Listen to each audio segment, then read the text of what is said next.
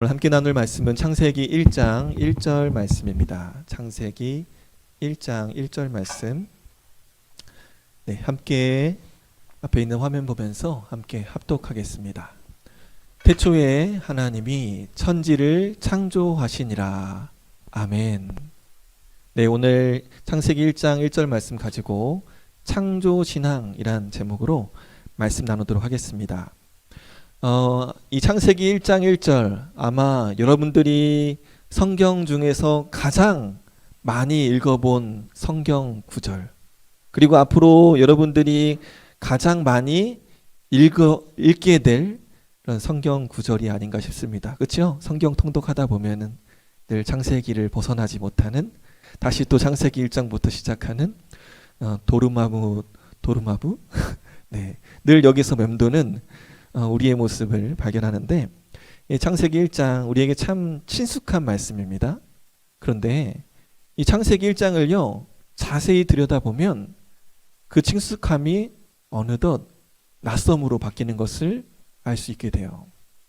창세기 1장을 우리가 읽다 보면요, 이게 도대체 어떤 세상을 그리고 있는 거야?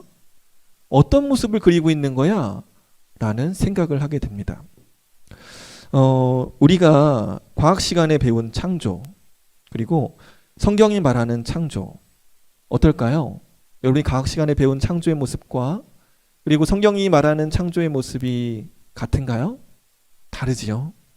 성경은 하나님께서 6일 동안 세상을 만드시고 마지막 7일째 안식하셨다라고 기록합니다. 그러나 과학자들의 연구에 따르면 우주의 나이는 138억 년, 지구의 나이는 46억 년이다. 우주가 만들어지고 92억 년이 지나서야 지구가 만들어졌다라고 합니다. 이러한 모순들을 우리는 어떻게 이해해야 될까? 오늘 여러분들과 함께 그것을 한번 생각해 보려고 해요. 과학을 통해서 밝혀낸 지구의 모습은 어떻습니까? 동그랗고 태양의 주위를 돌고 있습니다. 그러나 성경이 말하는 지구의 모양은 우리가 알고 있는 모습과 달라요. 우리가 알고 있는 우주의 모습과 다르다. 어떻게 생겼을까요? 창세기 1장의 말씀, 또 성경 곳곳에 나와 있는 우주의 모습들을 기록한 그런 구절들을 통해서 그려본 모습을 한번 보여드릴게요. 네. 이게 바로 고대인들이 생각했던 우주의 모습, 지구의 모습입니다. 동그란 지구의 모습이라고 생각하실 수 있겠지만 자세히 보시면 그렇지 않아요. 저 원을 반으로 뚝 자르면 반원 형태가 되죠. 바로 저게 고대 이스라엘 사람들이 생각했던 지구의 모습입니다. 평평한 지구. 그리고요, 그 위에 검은색 돔이 씌워져 있죠. 이게 바로 성경이 말하는 궁창이라고 하는 거예요. 궁창. 그 궁창에 뭐가 있는지 한번 보실까요? 태양과 달과 조그맣게 별 보이죠? 점점점. 그 궁창이라고 하는 곳에 해와 달과 별이 붙어 있습니다. 그리고 그 태양 위쪽에 보면 조그맣게 검은색 선이 끊어져 있는 부분이 보일 거예요. 저게 바로 성경에서 말하는 하늘의 문. 바로 저 문이 열릴 때, 창문이 열릴 때 저 위에 있는, 궁창 위에 있는 위에물에서 아래로 물이 떨어져서 비가 된다라고 생각했다라는 것입니다. 이게 고대인들이 생각했던 지구의 모습, 우주의 모습이에요. 그리고 저 위에 뭐가 있습니까? 하나님이 계시는 곳, Heaven of Heavens. 저 높은 곳에 하나님이 계신다. 그리고 저 땅 밑으로는 뭐가 있습니까? 그렇습니다. 스올, 죽은 자들이 가는 곳, 스올이 지하세계가 있었다라고 생각을 했다라는 것입니다. 이처럼 우리가 알고 있는 지구의 모습과 성경이 이야기하는 지구의 모습은 너무나도 다르다. 그러면 여러분, 이러한 것들을 어떻게 우리가 이해해야 될까요? 이러한 성경이 말하고 있는 지구의 모습과 과학이 말하고 있는 지구의 모습이 이처럼 다른데, 우리 그리스도인들은, 성경을 하나님의 말씀으로 믿고 있는 우리 그리스도인들은 무엇을 따라야 될까요? 저는 이것에 대해서 이렇게 한번 생각해 봤으면 좋겠어요. 네, 넘어갈게요. 네, 성경은 과학책이 아니다. 우리가 성경을 읽을 때 중요한 전제가 바로 이거예요. 성경은 과학책이 아니다. 여러분, 성경책 사러 큰 서점 가면요, 여러분 어디를 가요? 어느 섹션에 가요? 과학책 코너로 가나요? 아니죠. 기독교라고 써져 있는 곳으로 가잖아요. 여러분이 우주에 대해서 알고 싶으면 어디로 가요? 과학이라는 섹션으로 가서 책을 찾게 됩니다. 성경을 읽을 때 바로 그러한 구분이 있어야 된다라는 거예요. 성경을 과학책으로 여기고 읽어서는 안 된다라는 것입니다. 과학자들의 목적은 무엇입니까? 우주를 연구하는 과학자들의 목적이 무엇입니까? 우주가 어떻게 만들어졌는지, 지구가 어떻게 만들어졌는지에 대한 관심입니다. 그러나 성경의 관심은 그게 아니에요. 성경의 관심은 어디에 있습니까? 하나님이에요. 하나님이 어떤 분인가를 알려주는 책이 성경이다라는 거예요. 그런데 엉뚱하게 이 성경에서 과학적인 진실을 찾으려고 하는 사람들이 있어요. 성경에서는 그것에 대한 관심이 없는데, 이 성경 안에서 성경에 있는 모든 문자 하나마다 다 진리다라고 생각해서 이 창세기 1장을 가지고 과학적으로 증명해 보이겠다라고 생각하는 사람들이 있어요. 성경은 과학자의 눈으로 보는 것이 아니라 믿음의 눈으로 바라보는 거예요. 하나님이 어떤 분인가에 집중해서 봐야 하는 것이지, 성경에 있는 문자 그대로 받아들여서 창세기 1장에 나와 있는 그 평평한 지구의 모습이 진짜다라고 생각하는 것, 그것은 결코 올바른 신앙인의 태도가 아니다라는 것입니다. 성경이 말하는 그럼 하나님, 창세기 1장에서 말하는 그런 하나님은 어떤 모습일까요? 오늘 우리가 말하고 있는, 우리가 보고 있는 창세기 1장 1절은요, 이렇게 말해요. 태초에 하나님이 천지를 창조하시니라. 성경 창세기 1장에서 계시하고 있는 하나님은 어떤 분이십니까? 창조주 하나님이다. 하나님은 온 세상을 만드신 하나님이다 라고 말씀하고 있는 거예요. 이 말씀은요, 당시 이스라엘 사람들에게 굉장한 도전을 주는 말씀이었습니다. 웬만한 믿음을 가지지 않고서는 이 고백을 하기 어려웠어요. 당시 고대 이스라엘 주변에는요, 많은 나라들이 있었죠. 많은 민족들이 있었습니다. 그들 나름대로요, 신을 섬기며 살았습니다. 이집트에서는 어떤 신을 섬겼습니까? 태양신을 섬겼지요. 그리고 달신도 있었습니다. 가나안 사람들은요, 곰이나 사자와 같은 맹수를 섬겼습니다. 그런 힘센 동물을 우상으로 섬기면, 신으로 섬기면 그들의 영혼이 자신을 지켜준다라고 생각했기 때문에 그래요. 또 어떤 이들은요, 돌이나 금속으로 우상을 만들어서 섬기기도 했습니다. 우리가 볼 때 해와 달과 별, 그리고 이런 각종 짐승은 어떻습니까? 요즘 이런 우리 이모티콘 많이 쓰지요. 우리에게 해와 달과 별, 그리고 동물들은요, 이렇게 귀여운 그냥 캐릭터에 불과하지만 고대 사람들이 보기에 해와 달과 별, 그리고 이러한 맹수들은 자신들을 보호해주는 신으로 여겼습니다. 그런데 이런 해와 달과 별이요, 그리고 이런 각종 짐승을 모양으로 만들어서 휴대하며 다녔어요. 여러분, 여기에 굉장한 매력적인 포인트가 있는 거예요. 하나님은 볼 수 있어요, 없어요? 하나님은 볼 수 없습니다. 게다가요, 하나님은요, 어떤 모양으로도 만들지 말래요. 답답하지 않아요? 우리 하나님을 잘 믿지 못하는 이유가 뭐예요? 보이지 않아서, 잡히지 않아서. 그런데 주변에 있는 나라들은 어떻게 해요?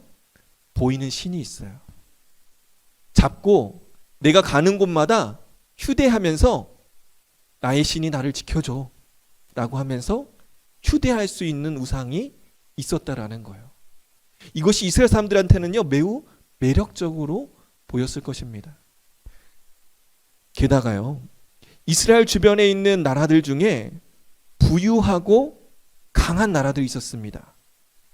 당시 사람들은요 자신들이 섬기는 그 신의 힘이 얼마나 세냐에 따라서 전쟁에서 이기기도 하고 지기도 한다라고 생각했어요. 힘센 신을 믿으면 그들의 민족도 부강하고 군사력도 많아진다라고 생각했어요. 근데 이스라엘은 어땠습니까? 늘 강대국 사이에 껴가지고 고래 싸움에 새우등 터지는 그런 새우 같은 나라였잖아요. 그러니까 그 강대국이 믿는 신들을 나도 섬겨볼까 하는 유혹이 늘 있었다라는 것입니다. 이러한 유혹 속에서 오늘 창세기 1장 1절은 이렇게 말하고 있는 거예요. 태초에 하나님이 천지를 창조하시니라. 이 말이 어떤 의미가 담겨져 있습니까? 주변에 주변국에 있는 사람들이 믿고 있는 그 우상들은 누가 만든 거예요? 하나님이 만드셨다라고 하는 의미가 되는 거예요. 주변 나라 사람들이 태양신을 섬길 때에 창세기 1장 1절은 무엇을 이야기하는 것입니까? 저 태양신이 아무리 매력적으로 보인다 할지라도 저 태양신은 하나님께서 만드신 피조물에 불과하다라는 겁니다. 저 사자신이 아무리 용맹하게 보인다 할지라도 저 사자신이 너를 보호하는 것이 아니라 저 사자를 만드신 창조주 하나님이 너를 보호한다 라고 말씀하고 있는 거예요. 세상의 유혹 가운데에 살아가고 있는 이스라엘 백성들에게 창세기 1장 1절 말씀은요, 인간이 만들어 놓은 우상을 섬기지 말고 오직 하나님, 온 세상을 만드신 하나님을 믿고 따르라 라고 말씀하고 있는 것입니다. 하나님만이 참 하나님이다. 그러니 우상을 섬기지 말고 오직 하나님만 신뢰하라 라고 말씀하는 것이 바로 창세기 1장의 목적이다. 이 목적을 바라보지 않고요, 지구가 어떻게 만들어졌을까? 우주가 어떻게 만들어졌을까?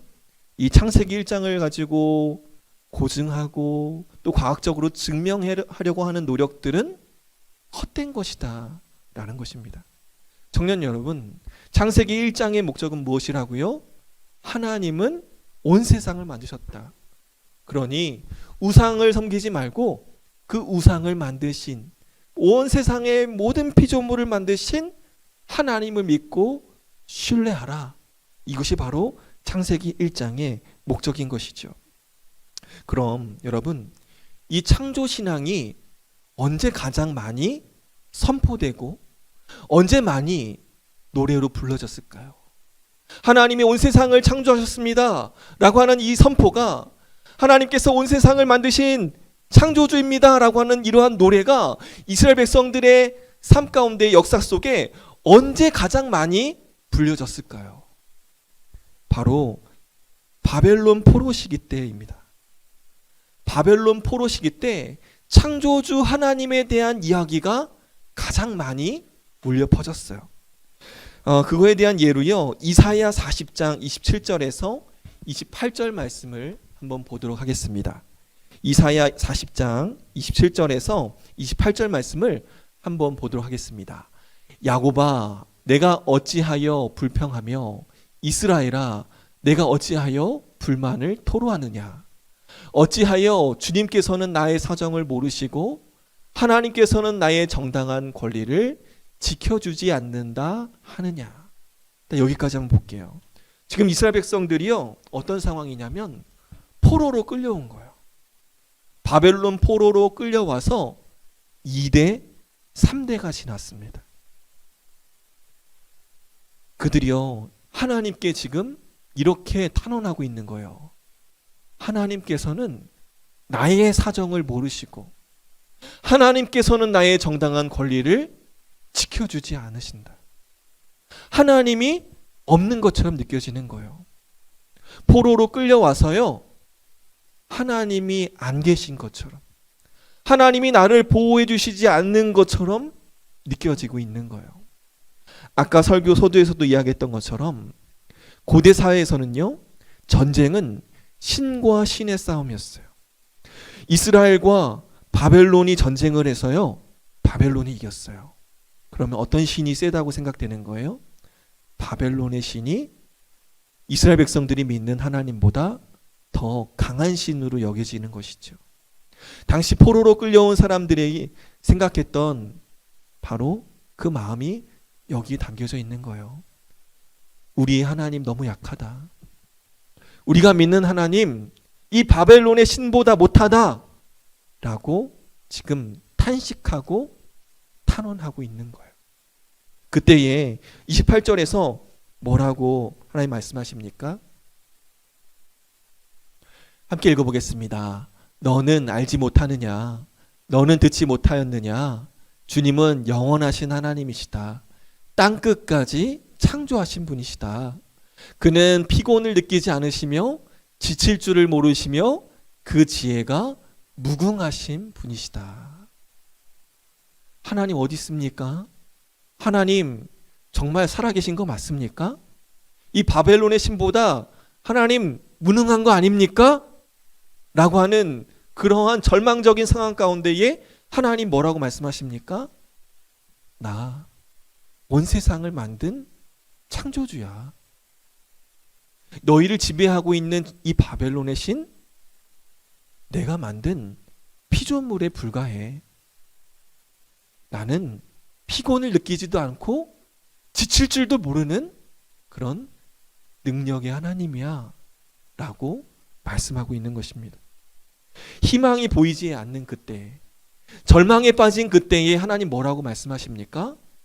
나 창조주야. 나를 믿고 신뢰하렴이라고 말씀하고 있는 것입니다. 청년 여러분, 저와 여러분이 이 창조 신앙을 가지고 이 거칠고 힘든 세상을 살아갈 수 있기를 소망합니다. 세상은요, 계속해서 우리에게 불안을 심어주고 있어요. 그 불안 때문에 하나님이 너무나도 작게 느껴질 때가 있어요. 하나님이 나의 인생을 책임져 주시지 않는 것처럼 느낄 때가 있어요. 나 혼자 이 힘들고 거친 세상을 걸어가고 있는 것처럼 느껴질 때가 있어요. 그때에 오늘 창세기 1장 1절 말씀은 우리에게 말씀합니다. 하나님이, 태초에 하나님이 천지를 창조하시니라. 전능하신 하나님, 능력의 하나님, 권능의 하나님께서 우리의 삶을 인도해 주신다. 세상을 바라보지 말고, 너희를 두렵게 하는 그 상황을 바라보지 말고 창조주 하나님을 바라보고 의지하며 담대히 나아가라 라고 말씀하고 있는 것입니다. 청년 여러분, 여러분을 두렵게 하는 것이 무엇입니까? 오늘 이 창조주 하나님을 바라보며 여러분을 두렵게 하는 그 상황들을 믿음으로 돌파하며 나아가는 저와 여러분 되기를 소망합니다. 아직 그런 근심과 걱정과 염려가 없는 청년들이 있습니까? 여러분, 여러분의 삶 가운데에 분명히 한 번은 인생의 위기가 찾아올 거예요. 그때 여러분, 이 창조주 하나님을 기억하며 여러분 기도하는 여러분이 되었으면 좋겠습니다. 여러분들의 마음속에 그 마음을 가지고 있어야 위기가 찾아올 때 그렇게 행동할 수 있어요. 아, 위기가 찾아오면, 나의 삶 속에 문제가 찾아오면, 어려움이 찾아오면 창세기 1장을 묵상하며 전능하신 하나님, 창조주 하나님을 붙들어야지. 여러분, 그 마음을 품고 있어야 인생의 문제와 어려움 가운데에 낙심하지 않고 좌절하지 않고 그 어려움을 돌파할 수 있는 힘을 기를 수 있게 되는 것입니다. 말씀을 정리하겠습니다. 창세기 1장의 목적은 무엇이라고요? 창세기 1장의 목적은 하나님이 어떤 분인지를 우리에게 가르쳐주고 있는 것입니다. 창세기 1장에서 계시된 하나님은요, 온 세상을 만드신 하나님, 전능하신 하나님, 권능의 하나님이십니다. 바라기는 저와 여러분이 그 창조주 하나님, 그 권능의 하나님을 믿고 의지하고 신뢰함으로 힘들고 어려운 상황 가운데에 믿음으로 이겨낼 수 있게 되기를 우리 주님의 이름으로 간절히 축원합니다. 기도하겠습니다. 사랑과 은혜가 풍성하신 하나님 감사합니다. 오늘 말씀을 통해서 창조주 하나님을 다시 한번 우리의 믿음의 눈을 들어 바라볼 수 있도록 인도하여 주시니 감사합니다. 힘들고 어려운 상황 가운데에서 그 전능하신 하나님을 바라보며 좌절하고 낙심하지 않고 믿음으로 나아갈 수 있는 우리 모두가 될 수 있도록 인도하여 주시옵소서. 감사드리며 예수님의 이름으로 기도합니다. 아멘.